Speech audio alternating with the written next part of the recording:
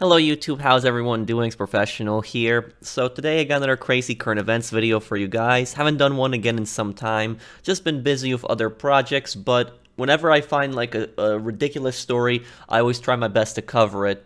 And this is an article that I'm reading from CBR, which I will link down below. But basically what's going on is that a few weeks ago, the Chinese government had put in new restrictions on video games in mainland China, in which kids and teenagers can play. I believe it's up to 3 hours a week, not up a day, 3 hours a week. That is the max that they can play. From Friday, Saturday, and Sunday, I think they can only play 1 hour. Correct me if I'm wrong on that. But basically what's going on now is that the Chinese government is trying to spread these restrictions into Hong Kong. Now, Hong Kong, a lot of people are confused about it. Hong Kong is technically part of China as a country, but it's meant to be more sovereign and meant to be more free. However, in recent years, the Chinese government has just been putting more restrictions on Hong Kong and trying to put more authoritarianism into the city. Now, anyways, let's read this exactly here. According to the South China Morning Post, the Democratic Alliance for the Betterment and Progress of Hong Kong, DAB, has suggested imposing limits on gaming time and demanding real name registration to curb local teenagers' growing addiction to video games. So now the government wants to know your full and last name also when you play video games. But I wanted to look up this party because I was curious about this. I was curious what kind of political party this was exactly. Now, I don't get into politics on this channel. This is a gaming channel, but I criticize the Chinese government routinely on this channel in case you've noticed, because I just cannot stand the authoritarianism and the human rights violations constantly. All the censorship and stuff, honestly, it just annoys me and angers me a lot. But anyways, typed in this political party on Google, just curious what it is, and of course, this is what pops up right here. Of course, it's a pro-Beijing party, and this happens in China a lot, where there are a lot of political parties in China, but almost every single one is pro-Beijing, meaning that they are pro the government of China. That is what a lot of these political parties are. And the Chinese government basically says, oh, look, you have a lot of choices. It is a democracy, when in reality, pretty much every single party that you vote for is in agreement with the Chinese Communist Party. So let's keep reading here. The party cited a survey of 463 parents it conducted, finding 95% wished authorities would implement measures to prevent video game addiction amongst minors. Okay, now I'm going to tell you right here, I don't believe this poll. It's the party cited a survey, 463 parents. Now, there's one thing that's important to note right here. This survey is done by a political party. This is not done by a media group. This is not done by some independent organization. This is done by a political party that is pro-Beijing. That means that this survey poll is going to be extremely biased. This political party is going to find people that specifically agree with them, get 463 parents, and say, oh, look, 95% agree with us on these video game restrictions, so then therefore, this is the will of the people. No, this is just unreliable. I don't believe this personally. I don't believe it. It's made by a political party, not an independent organization. The political party has a clear agenda. It wants to restrict video games. So it's not going to come back with a survey that says the majority of parents are against this type of stuff. And look, I'll tell you this. I know so many parents that play video games, like online, like that I've just talked to. There are so many parents, adults that play video games. Video games are not just something that kids and teenagers do.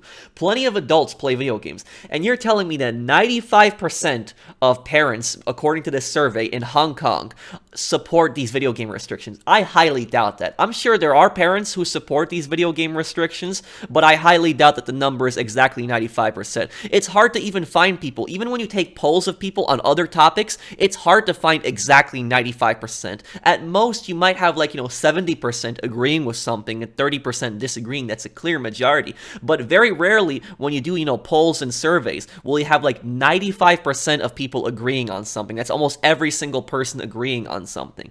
And it says, furthermore, more than 50% reportedly claimed their children played online games for more than 3 hours a day, while approximately 20% said their children played more than 5 hours every day.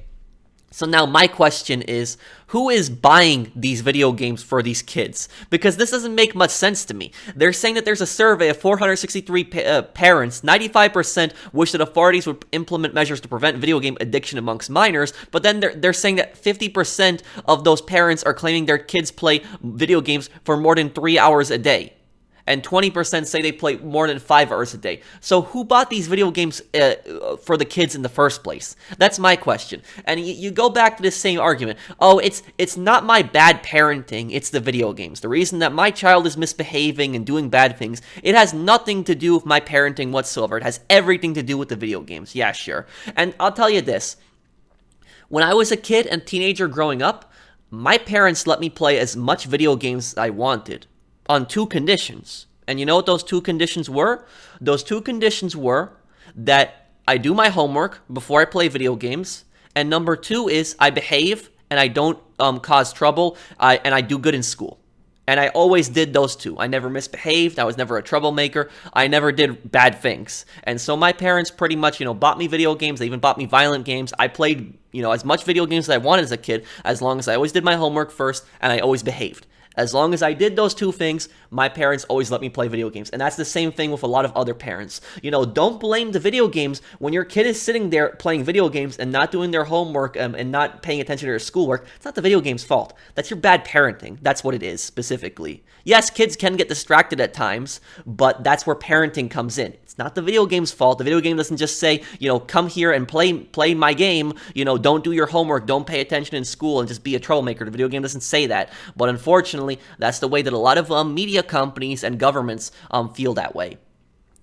And it continues. DAB LegCo member Vincent Chang Wing Shun stated, right now, we can only see zero protection from game developers who've adopted a freewheeling attitude over teenagers playing online games. He went on to add, the developers allow teenagers to play games with obscene or violent content and make in-game purchases. Authorities should ban games with obscene, bloody, and violent content and forbid in-game purchases that cater to minors. Oh my god, here. So they're talking about violent video games. Look, I'm going to tell you this right now. There is no evidence whatsoever, despite how much the media tells you, despite how much the government tells you. I did a whole research paper on this, 20-page research paper when I was in college.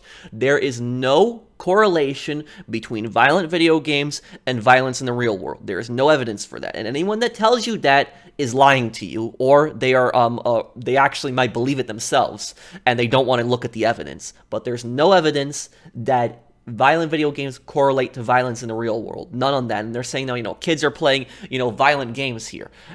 I'll tell you something. When I was 8 years old, I played GTA Vice City. That was my first Grand Theft Auto game when I was 8 years old. And then I played GTA 3 after that. And then eventually I played San Andreas when that came out in 2004. I played a lot of violent games when I was a kid.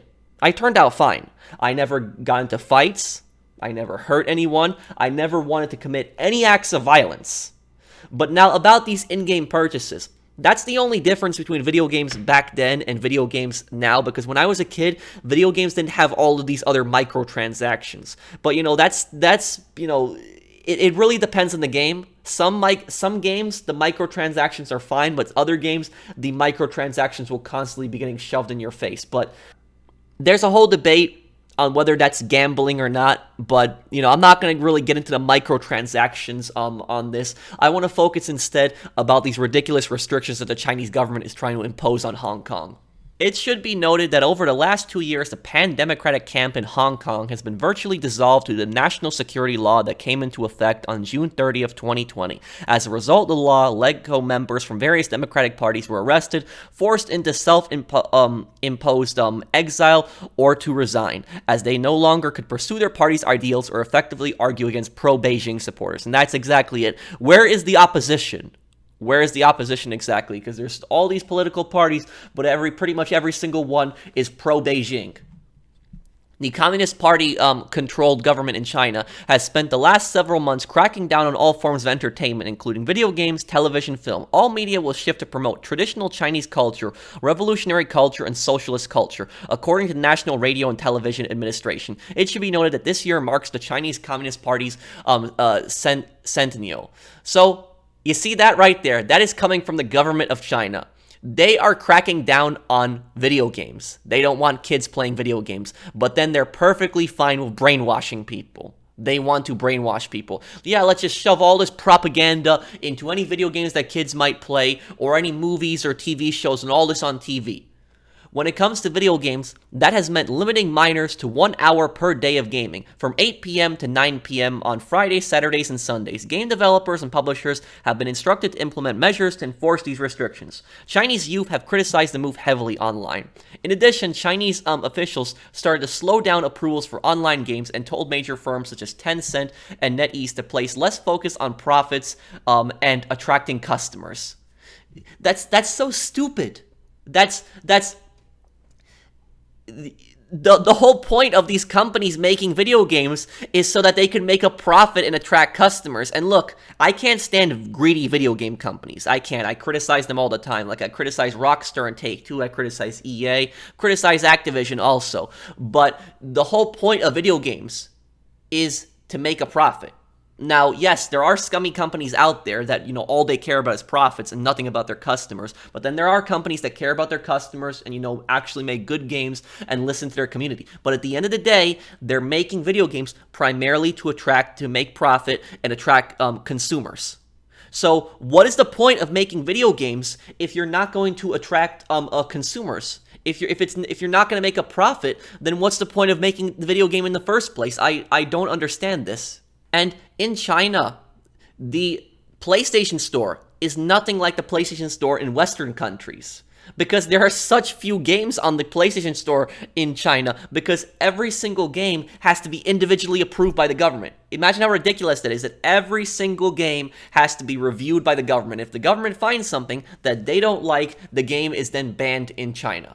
And there are so many games that are banned in China, and now you have restrictions on this, where kids can only play 1 hour, 1 hour a day on Fridays, Saturdays, and Sundays. So the rest of the week, they can't play. This is not the government's job. It's not the government's job to tell kids how much video games they can and can't play. That's their parents. Their parents should be parenting them, trying to, have them succeed in school, get good grades, not misbehave.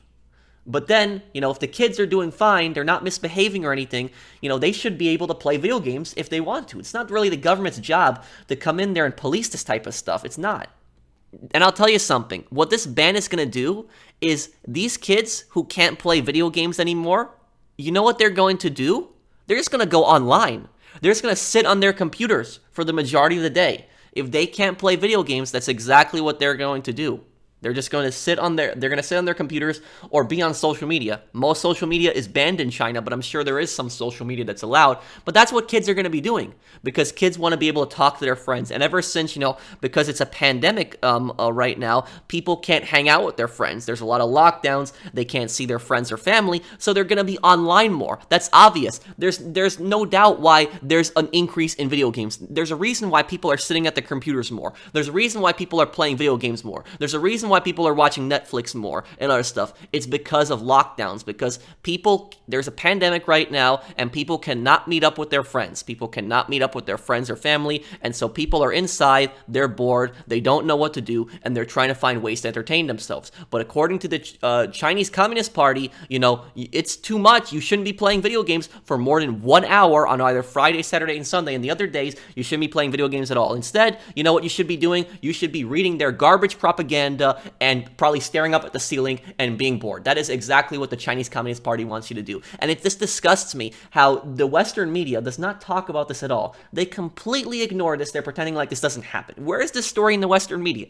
Barely. I'm sure there are some, but I'm reading this mostly from video game websites. Mainstream media isn't reporting on this type of stuff. And you know why? Why they're not reporting on this type of stuff? Because mainstream media constantly does those stories where they say violent video games are bad. And so they don't want to break the narrative, and they're not going to criticize the Chinese Communist Party in defense of people's right to play video games. So that's pretty much it for this video. I hope that you guys enjoyed this one. I'm going to try to making more crazy current event videos. If you guys do enjoy, just drop a like. I have a whole series on these videos in which I find a topic online, I talk about and give my thoughts. So thank you guys for watching. I'll see you guys on the next one. Take care, everyone.